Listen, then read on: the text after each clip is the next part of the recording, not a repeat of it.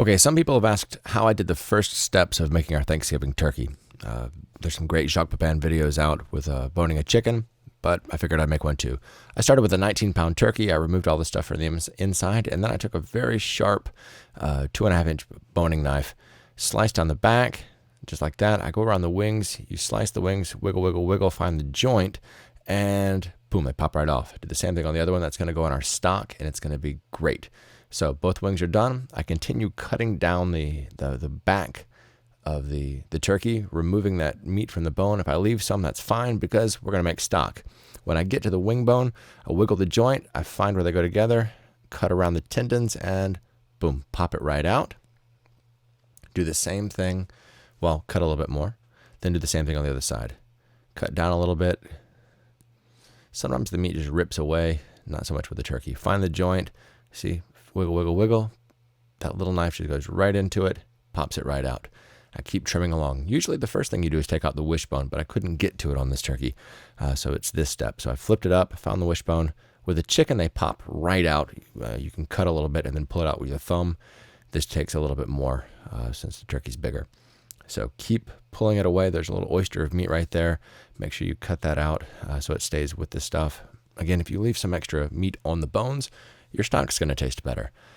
So keep going around, keep separating it all, cutting through little tendons. I've found the thigh bones. Wiggle, wiggle, wiggle. Find where it connects. The knife goes right in there, pulls it away. So I continue working, pulling it down. Sometimes you can pull the carcass right out. Sometimes you can't. Keep trimming, trimming, trimming. Cut the tail down there. And it's removed. Now, these tenderloins, they rip right out with your finger on a chicken, but on a turkey, it required a little more cutting. I left a little extra meat on there because it goes great for the stock. Now what I'm doing is I'm washing my hands and readjusting the camera because it started to fall a little.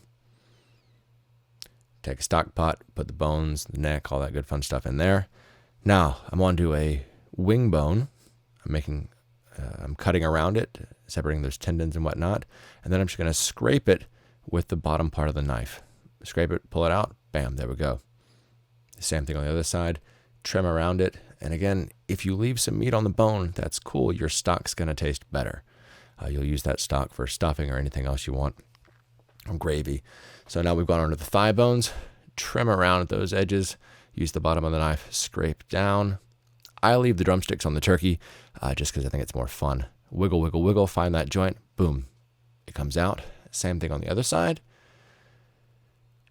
Now, once you get these out, it's onto those tenderloins. There's a nice sinewy tendon, whatever, running through that. You can just take your knife and slice right down it. Those come right out. And then that's it. Yeah, the old tendon, take it out. There you go. Hope you enjoyed it.